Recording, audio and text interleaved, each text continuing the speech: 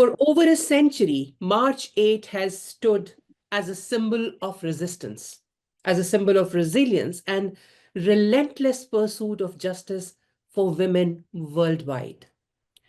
Yet in South Asia, and particularly in Pakistan, every assertion of women's rights is met with skepticism, hostility, and even violence. We are constantly told that Islam has already given all rights to women, but when women demand those very rights, be it safety from violence, equal political participation, or the fundamental right to bodily autonomy, they are dismissed, vilified, and branded as threats to cultural values. Take, for instance, the simple yet powerful slogan, Mera Jism Meri Marzi, a call for women's agency over their own lives, their choices, their bodies. It sparked an uproar so intense that many, including myself, faced relentless abuse simply for voicing it on television. How did a demand as basic as bodily autonomy become a battlefield for ideological warfare? Why is gender justice, a universal principle, still seen as a Western import rather than a moral and social imperative? Today, on this special episode of Unraveled, we confront these contradictions head on. We delve into the harsh realities of gender based violence, the persistent barriers to women's political participation, and the fierce debates around women's bodily autonomy. We also examine how global feminist movements shape our local struggles and where the future of gender equality in Pakistan and South Asia truly lies. To help us dissect these cultural critical issues, we are honored to be joined by a trailblazer in women's rights movement, Ms. Khawar Mumtaz, as a scholar, activist, and former chairperson of the National Commission on the Status of Women. She has played a pivotal role in shaping gender policies in Pakistan and has been at the forefront of feminist advocacy for decades. Welcome back to Unraveled, Khawar Appa. Thank you, Marvi. You've been very kind to me in introducing me. Thanks a lot. I mean, this is an important day. Thank you, and happy Women's Day.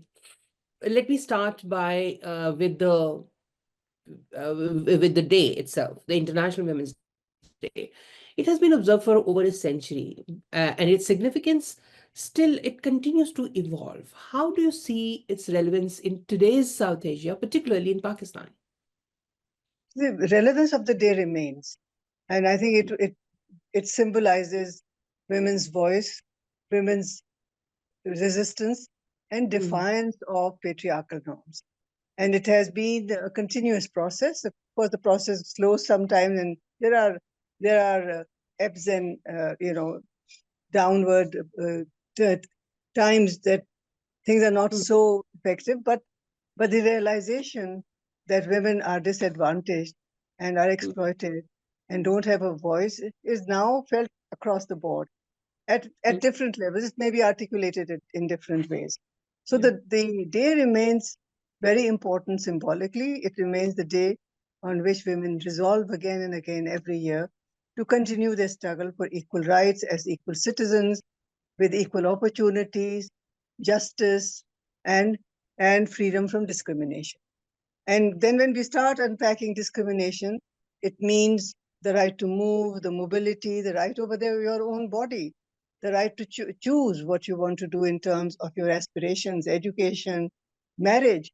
And what we find in Pakistan, Marvi, which is something that I've observed, its realization has hit me, that over the years that I've been working with women, at least the last 30, 35 years, is that there's a shift that has taken place across, even in a smaller village, the desire to educate daughters. And I think that's a very important shift. The poor or rich feel that, yes, daughters should be educated. And with the education at another level, the acceptance of the fact that daughters can work and earn. Now, there was a time I remember going house to house, doing a survey, doing a study of women home-based workers, the first one of its kind, where women said that we don't let our husbands know that we are earning money because for them it's a matter of shame that they they can't provide for us. So men thought that women's earnings was something that challenged their responsibility, manhood, or whatever. But that has also changed. The earning for a daughter to go and teach somewhere or earn in any way is now acceptable. And I think it's also acceptable because life has become such that you need more than one income in a household. So the pressures have enabled that sort of crossing that bridge, so to say. But we find that having done all that, men do not want to lose control over women. And not only control over women, not the incomes, but control over their sexuality, actually. The fear is always that a girl will marry of her own choice, or the girl will have an affair with somebody, or if she's talking to a man, that means there's something going on, which is not acceptable to them. And I think it's that is the reason, the backlash on Mera Jism Meri Marzi. Because that means they can only think of a woman wanting control over her body in terms of her having relationships with another man. They can't think of a woman wanting control over her body to protect itself, the control over her body to choose who she wants to be with, to choose she doesn't want to marry, or she choose the number of her children that she wants to have. So all those things just take a back seat in the perception of men. By and large, I'm not. Yeah. I will come to that particular discussion about bodily autonomy as well. But coming back to the significance of the day that you were talking about, significance of the day itself.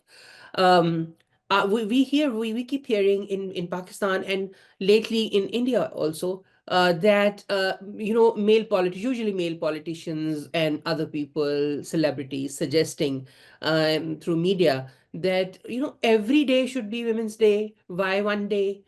Just so what would you say to them? Well, yes, very nice. Every day should be Women's Day, but it's not.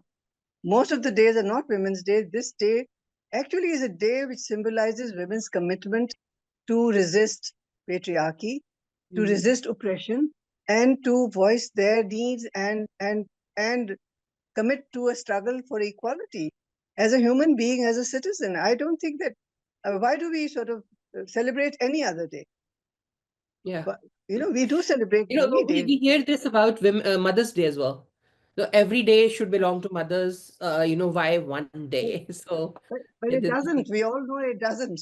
And yeah. therefore, this is a reminder. This is a reminder to society that, look, women still not equal. It's a reminder to society, yes, we are still wanting to achieve our equality, we want to fulfill our aspirations and our desires also. So I think it's very important, the significance of the day. On the other hand, what we find is that when the day becomes, celebrated by everybody, including powerful sections of society, the politicians, the government, it should not become just a day of celebration. It should become a day of commitment and should remain a day of commitment. Yeah, and renewal of that commitment every year. And renewal of that commitment, yes. And you were talking about many achievements of women's movement or women generally, globally. Actually, these changes have not just happened in Pakistan. Of course, in Pakistan they're very significant because the kind of culture, prevailing culture of patriarchy we had and we still have. These achievements are remarkable. But globally, we are seeing in different cultures, women have performed quite well. I mean, there have been achievements in their own context. How do you think the struggles and these victories of particularly South Asian women align with or differ from global narratives on gender equality? Well, I think the struggle is similar. Really, patriarchy articulation differs from society to society and cultures to culture. And it has to therefore be very defined by their own context, however it is being. So whether it is equal pay for equal work, or whether it's, the opening of, breaking this glass ceiling, all that. These are different articulations and different levels of your struggle and breaking those barriers. So in our situation where women are much more disadvantaged, uh, the, to give women voice to express what they want and what they are denied, I think is a very important first step. And I think that's what has happened. We've, we've of course taken a lot and learned a lot from the struggles of the Western and developed world. But we've also seen that it's happening around us also. And we have also seen that when women given a chance in our societies across, the SouthAsia or the developing world, they they often outperform men, whether it's in universities or in any jobs or anything. And we find that women can do almost everything that men can do, in spite of all the pressures that they have to sustain and Yeah. the expectations that they will continue their prescribed role along with whatever they want to do else. So they're Yeah. constantly balancing their lives between what is seen as their role, good mothers, which is of course very important, but also good fathers are also very important. Mm. So the point is that they carry the double burden, and we all recognize it. And in Mm. spite of that, women perform. So I Mm. think that the struggle is also where women perform is also very closely linked to their class. Mm. So those who are in a privileged position and have had the privilege of being educated and opportunities being taken up, they've got support from their husbands, sometimes with the males in the family also, fathers. But the point is, they have that benefit. The ones who are not so privileged are the ones who have a worse struggle.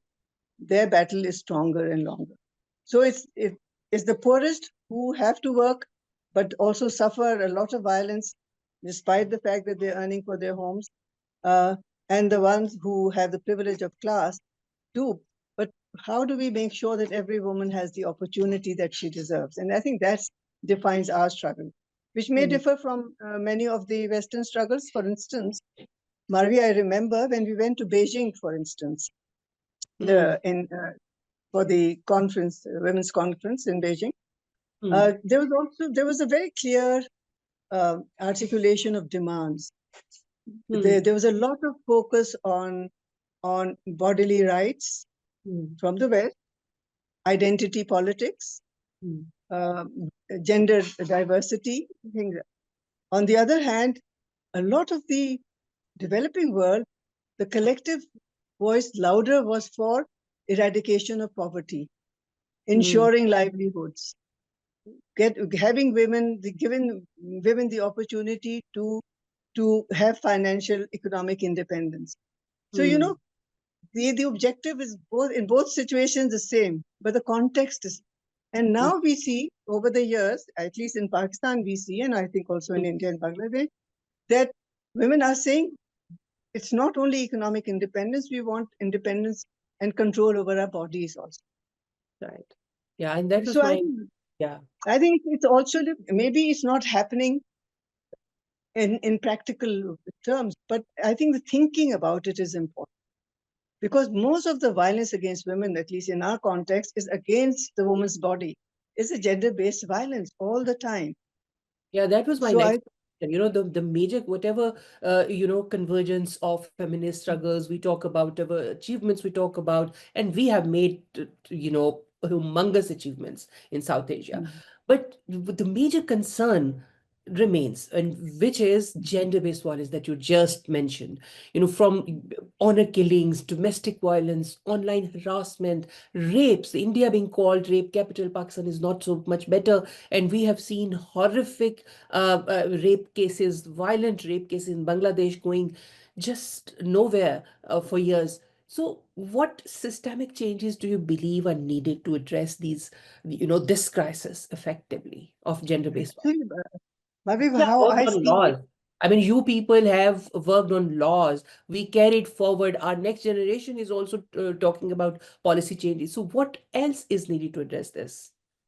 Maviv, the thing is that number one, I think if you look back at where we are in our 40 years of struggle, especially after Ziaul Haq's regime, where we had very conscious diminishing of women's status in society, not only role, but status in society. through laws. And that's why the struggle started with laws. Mm, I mean, I think priority for laws was that once you move towards a law, you actually acknowledge a violation against mm, a woman. The fact that you say that a woman is being violated and therefore needs a law, that acknowledgement is the first step to say, yes, there's something wrong. And everybody's agreeing to it that there's something wrong. A law may be weak or strong, but mm, making acknowledging it and mm, seeing it as something which is violative of a person's right. So I think that was the first stop, and I think we succeeded in bringing those issues to the table. A lot of issues, I remember earlier on, people would say that there's no incest in Pakistan because it's a Muslim society. How can there be incest? And we found very soon, and how it got uncovered. It was uncovered by and revealed because of women's activism, who yeah. brought these issues onto the mainstream. These were issues that were brushed under the carpet. So Mm, I think I think one of the big achievements was to bring everything that violative of women's self, a woman herself, we brought it to the mainstream and out in the open. And one mm, of the indicators of that is that now there are police cases registered on violation. Rape cases are registered. Honor killing cases are registered.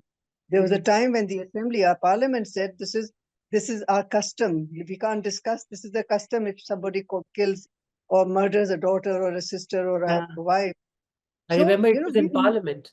The it was in the senior flow. parliamentarian, two of them from Sindh, from Zehri tribe, I think, Balochistan. They said that this They is our said tradition, Karo this is Kari. Rivaj. This Yeah. is it. So I think we've come a long way in terms of recognizing things that are happening, which are not only discriminate but which violate the rights of women. So and the right to life and the Mm, right to choice and the whole range of rights. So I think we managed to do that, but we also realized that mm, passing a law or even making a policy is not enough. You have to have mechanisms.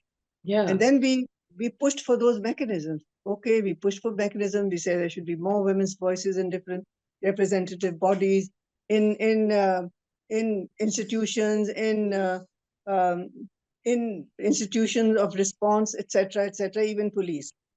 But then we again see that's still not the answer. We're still far away from what we want.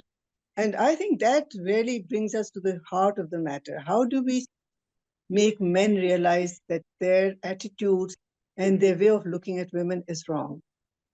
And this is Mm, this is where the real issue lies, and that is that men always see women either as dependents, weak, to be controlled, to be told what is right, what is wrong, not to have a voice or a mind of their own. mm, And I think that is where we are at now. That is our struggle, to have more men who realize, by setting examples, by provide and making sure that you have a police thana is never responsive to a woman. They mm, are even more nasty to a woman who goes and complains. So yeah. those are the I mean, that's where our biggest barrier and biggest challenge Yeah, biggest in challenge my is view. working on the society. Because there's a rape culture. We call Mm. it rape culture, but this culture is responsible for all kinds of gender, uh, discriminations Violence. in society. And I think Aurat March realized that. And while your generation started working on the state, like making Mm. laws, getting together to advocate for laws and policies, getting the state to at least acknowledge that these are crimes, which was the first step, very logical step. But then I think the struggle, women's struggle in Pakistan at least, has gravitated to addressing the society now, and they started very effectively, challenging the society, challenging the norm, challenging the patriarchy from its very foundations. But then somewhere we will talk about it. But let me talk about this political participation of women. And you have worked a lot on that. It's a crucial factor. There's no denying the fact to ensure gender equality. But we see And we have in Pakistan there's gender quota, in India there's no gender quota, but still women are like, I think 20% women, over 20% women were elected in a general election in the recent Lok Sabha elections, which is remarkable. And in Pakistan there's general seats. We still see barriers to women's political participation. This is general structural discrimination, harassment, token representation in the case of Pakistan. What needs to change, in your opinion, to ensure that women have a meaningful and independent role in politics? Actually, politics in Pakistan, I mean, I think two things have happened. Positively, yes, I think the most positive thing that happened was when in the local government they had a 33% directly elected quota for women. You know, Mm, the critical mass matters. mm, That critical mass matters because even in a house of 300, if 20 women are sitting, they are still intimidated. But when there are 70 women sitting, there is a different voice. And we've seen the caucus working well at times when they were unified. But we have to see uh, when women in our parliament, for instance, are not directly elected. Very few get directly elected. The others actually are representatives of their parties, but also representatives of the leadership of the party. mm. So we still have many more barriers to cross. But I Yeah, think their presence, even in whatever numbers there are 60 to 70 women every national parliament. yeah. And similarly, in the provincial parliaments, there is now not a critical mass, but enough women who raise their voices, and they even, become chairs of the assembly. Um, Mm, Sindh has had that. The federal government has had it. And so, I mean, they do participate, but they are hemmed in by party politics, the party line. The party determines what has to be done. And for women to get above the party lines, we've seen that they've managed to do that when they go above the party. I mean, they go beyond the party line, which is why we had some of those progressive laws that were passed. So a lot mm, has to be done with the party leadership, having women in the executive committees, the central committees. And mm, I mean, repeatedly, even in our very partisan assemblies, we find that women do have a voice when they want to have a voice. So I think that connection between women who are sitting in parliament and the ordinary women on the streets, that connection has to be stronger and more established. At the moment, they are, as I've said just now, they are selected by the leadership, and often the leadership selects women around themselves, and it's often is their own family members. So we have to go beyond it. They have to be elected from a constituency, and that's what we've been now campaigning for since a long time. That women should be directly quota, yes, but directly elected women in there, mm. because then they have a connection. To say that every woman is representing all women of Pakistan, there is no direct connection with the constituency. So some women Yes. will go out of the way and create some sort of a connection with some constituency. By and large, they don't. So Mm, their constituency is actually their political party. And we've seen that the intent of political parties is not very, what should I say, niyat achhi nahi hai. I don't know how you say it in English. The the the fact that intentions are not clear. uh, now that there have to be tickets given to women for contesting direct elections. We saw that tickets were given to non-entities. Half the people didn't know who got the ticket because those were seats they knew they were not going to win, so they gave it to women. So we have to go beyond these, uh, you know, what do you call them? These fake Yeah, and then there's implementation. exactly there are many other ways how to for example, when women first came under Musharraf's when there was the parliament under Musharraf, General Musharraf, we saw that a lot of women came in. It was not 33% in the national and provincial parliaments like the local bodies. It was 17%, but 18%. still, yeah, but still, it was far more than what we had before. So there was an influx of women, although they were all, not all, but most of them were from privileged backgrounds, but still There were in 2008 when they came in, there were many women came in from the women's movement who have been active parts of a women's movement. So that made a difference. But and they tried to work beyond party lines as well. There was a women's caucus was made, established, and they worked together on so many issues and so many progressive legislation we saw coming in Pakistan. But suddenly, I think the male leaderships in political parties, all of them, they started putting barriers. For example, there were women who came on reserve seats, and as you said, that not directly elected on the mercy of the party leadership, the selection list, but they tried to make a constituency of their own, and all kinds of barriers were put in front of them from their own party leaders. And so now I see there is a general disinterest in women of, they used to, every year we would bring reports on parliamentary performance, and every year women would be far ahead than men. Now there seems to be a disinterest because when a woman tries to be more active, this becomes her, this becomes her disqualification. So women are now generally not very interested in either making constituencies of their own, or working in constituencies, or working in the parliament, because they know that there are other ways of just keeping their position in the parliament or in the parties. How do we cross this glass of ceiling? I think there's a mixed bag. There are those who pick up issues that they feel are important, which may not be what we call the women's movement, but for instance, on education or on labor rights, and they do raise issues. In fact, if you look at the latest report, also women are active. They are the ones who attend sessions most regularly compared to men. And there are committees which are chaired by women. So there are women who try, but I think the whole political system is going through a crisis at the moment in Pakistan. So I think we don't know who has uh, the power to decide even. But I do know that there have been occasions, not in this assembly because I'm not so closely connected at the moment, but in the previous assembly, that women were keen to take certain positions but had to stay quiet because the leadership didn't.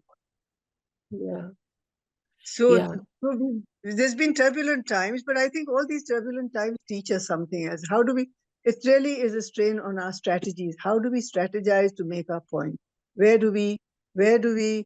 Uh, where can we be most effective? And I think one important thing is to connect more, find allies, but connect more with the grassroots now.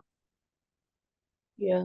And if you look eastwards towards Mm. India, there has been, I have seen over past 5 years, there has been a move by the ruling BJP to bring the gender quota in for parliament and the national and the provincial assemblies, state assemblies they call. But there's been a pushback against that. All parties, almost all of the opposition parties, they were against the gender quotas, including the Congress and the Samajwadi Party, which are considered to be quite progressive in terms of women's rights and then gender equality otherwise. How do you see that?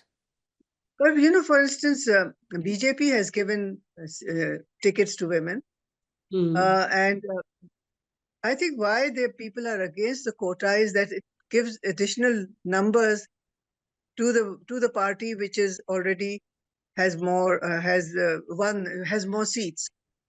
Hmm. You know, so it just adds to it. And Hmm. if it's a party like BJP, which Hmm. is Modi's party, which is uh, which is a very male party in terms of its thinking, Hmm. and the women in it also are like that. So we have to be. It's not an easy task to discern Hmm. where where women will coalesce on common rights, Hmm. and when these political divisions actually make it more difficult for women to come on issues that they all agree on also. Yeah. And these political chasms have really become deeper in our country as well as in India or especially in India. I'm not so sure how things are happening now in Bangladesh, because Yeah. they've also had female leadership. Sheikh Hasina was there for years. And we've had our share of female leadership. At the moment in Punjab, we have a CM who's a woman and a Mm, very active woman. And we may disagree with a lot of her posturing, but on the yeah. other hand, she's also doing things. Mm, So whether all this trickles down, I don't think rights trickle down. Rights mm, have to be fought for, and they have to be established, and there has to be a conviction within the ruling class that mm, these rights are deserved rights, mm. Yeah, and these are entitlements that women should have. Why? absolutely. It's not happening, and I don't know when will it happen. But the struggle for women's rights has to continue is the most Has to important. continue. There is no two, opinions about that. Coming back to the entitled rights, the rights that are given. We often hear about, as I said earlier, that Islam has given all rights to women. And we hear it a lot from all political parties, from all kinds of celebrities on the media. But when women demand autonomy over their own bodies, whether it's about marriage, reproductive rights, or even freedom from violence, they're met with fierce resistance. I talked about the slogan "Mera Jism Meri Marzi," my body, my choice. It became so controversial that some of us faced severe abuse for merely, articulating it. Why do you think a fundamental right like bodily autonomy, which should be inherent to human dignity, is perceived as some kind of a Western import or an excuse for moral decay, a justification for sexual promiscuity, rather than a necessary step towards true gender justice in Pakistan? How do we address this confrontation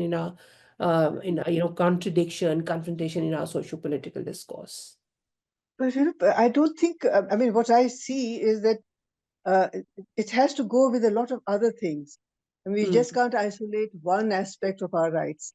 mm, Those rights have to be taken as a full yeah, complement, yeah. and unless we prepare people with that whole complement and isolate one right and demand, then it stands out and it gets a backlash. That's what we've seen. And it, in fact, pushes back. A lot of activists get pushed back because of that kind of a backlash. So I think one has to also strategize when to raise what slogan.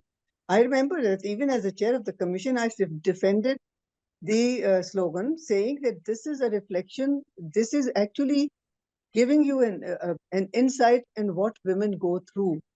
This is experiential learning that women are expressing. So Mm, look at it sympathetically, what happens to women and mm, what they experience that they are now coming out and letting you know. So look mm, at it from that. But you have to be enlightened enough to do that. And we don't have enlightened people in our midst, men or women. So so I think we have to raise these slogans. We'll have to see this. There has been a backlash on the movement on that, mm, and that has become the key thing to label all women activists with. While mm, this is an important element, but there are many other elements. The mm, freedom from fear of violence. I mean, freedom from fear. The fear of violence itself is as bad as violence. mm. So I That's think when we're talking about a society, we have to look at the society as a whole, and as the Aurat March people, which I really respect them, is to start from home. Discrimination starts at home. To be able to convince our own families to say mm, not to discriminate against girls, not to give this privileged benefits, you know, privileged position to men and boys in the house, and to be and I mean distribution of work or not work, but it's we have to be we're really fighting against a very deep seated biases that exist, and mm, we have to see how can we say change them, and it has to be a double-edged thing, a pressure from within our system society where men have to come forward also. Unless the men come forward and say that these are women's rights, we will always have to say, there's a rhetoric and there's a reality.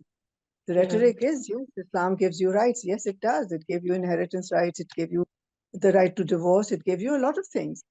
But on Mm, the other hand, your society doesn't let you do that. mm, So the change has to be a several. There have to be more than one multi-pronged, and some things will move slower than others. But we have to keep at it. The right to education and the right to work, and to choose the ones, start the ones that are easier to attain, and with that have enlightenment come within the women, economic independence, and then the right to work, and then also once you're married.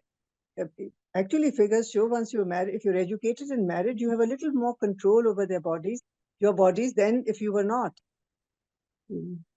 So I think the activism has to go. We have to keep raising these slogans and defend them and explain them, and maybe provide evidence for them why we are holding these things, but also to unpack them. It's not really to do with promiscuity and wanting to have relationships with 10 men at a time. It's really an issue of protecting yourself and having a say on what you want to be done to your body or not.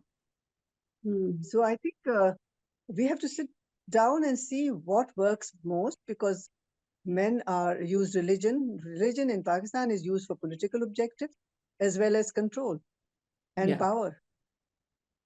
That's right. So it's a whole issue of power also. So I think, I think we've come to a point where we have to now really seriously think what will work best. What will and work collective best. action. And the most important thing, collective action. Collective action is so important. And women's movement, I think, has been calibrating this, what works, what will work, what will not, and what needs to be taken up first, and then we can, sort of transition towards the next phase. Women's movement has been calibrating this since ever, and I think the women are still doing that. But in Pakistan, we see a constant pushback against all progressive, movements, especially the movement against for gender equality. Even then, movements like Aurat March that we just discussed,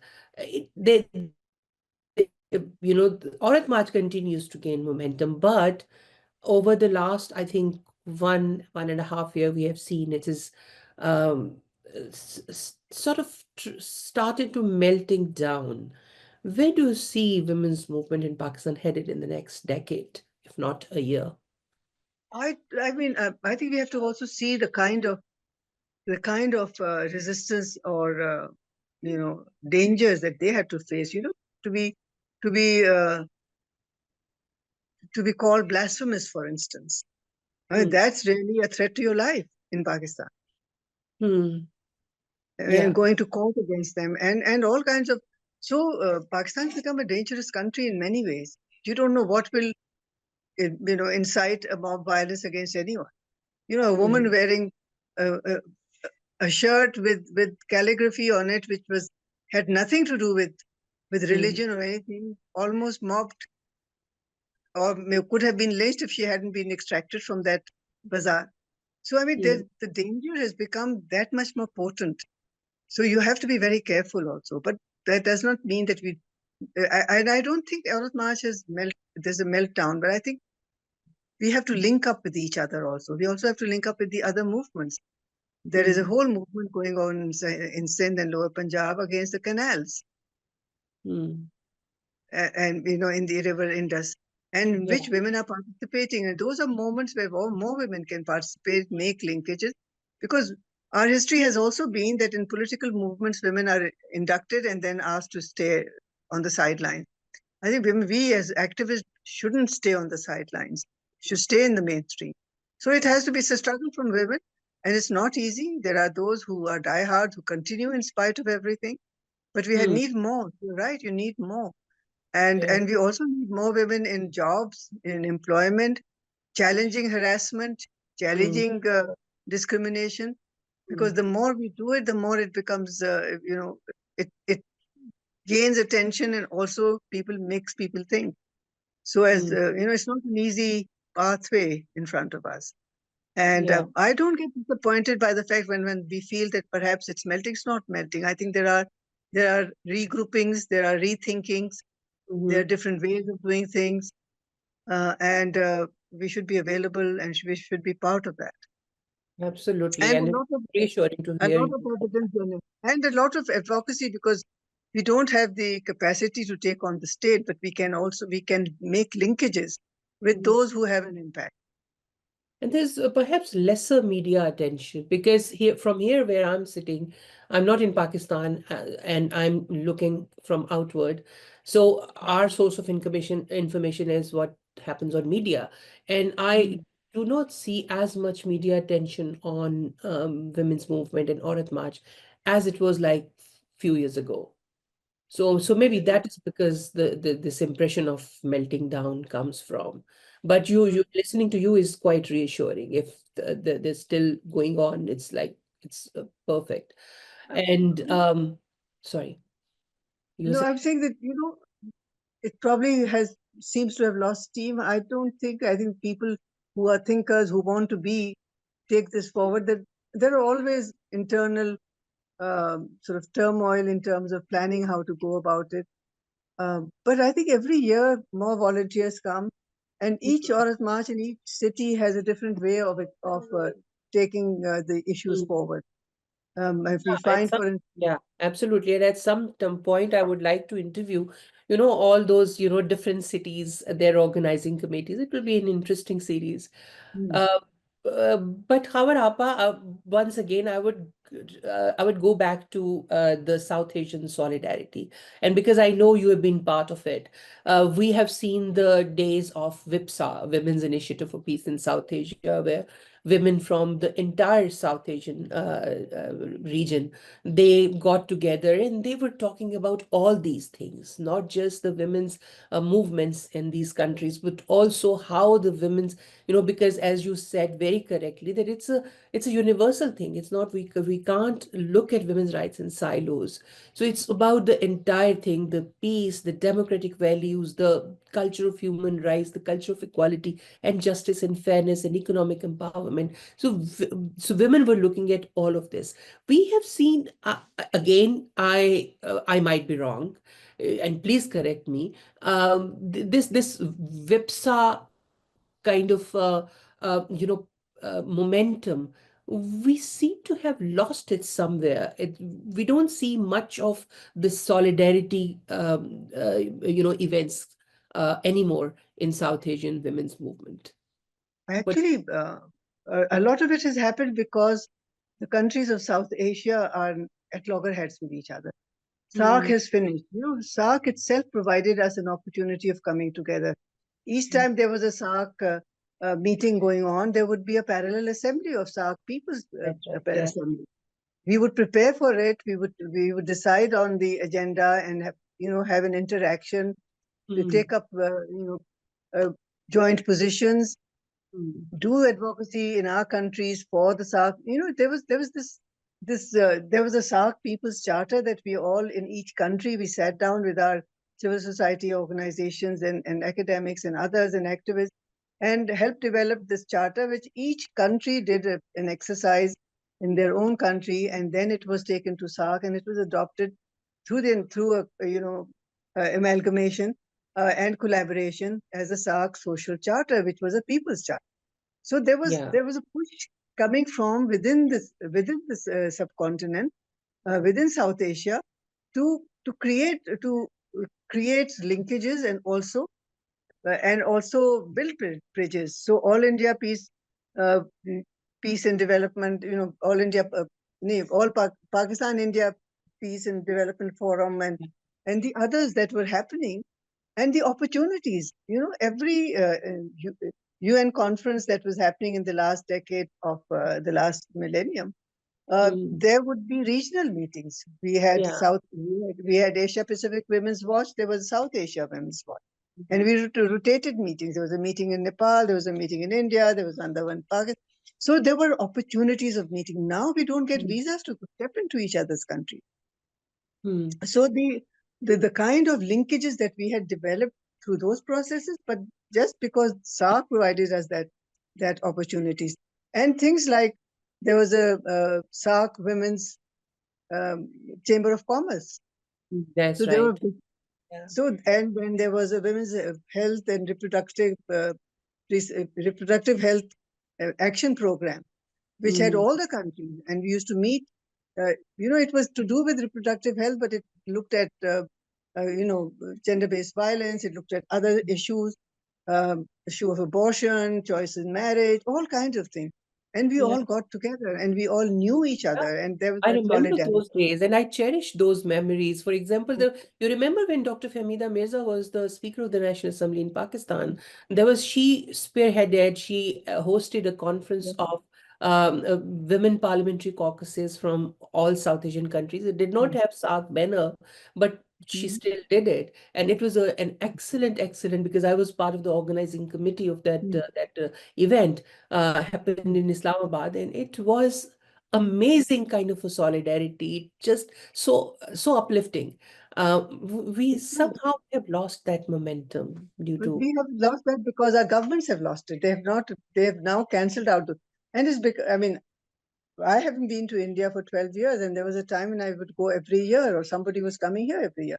And Mm, as the National Commission, we organized a commissions meeting in Nepal of South Asian region. It was so mm, successful. yeah, And it could be done, but now we can't even invite a person, nobody can go.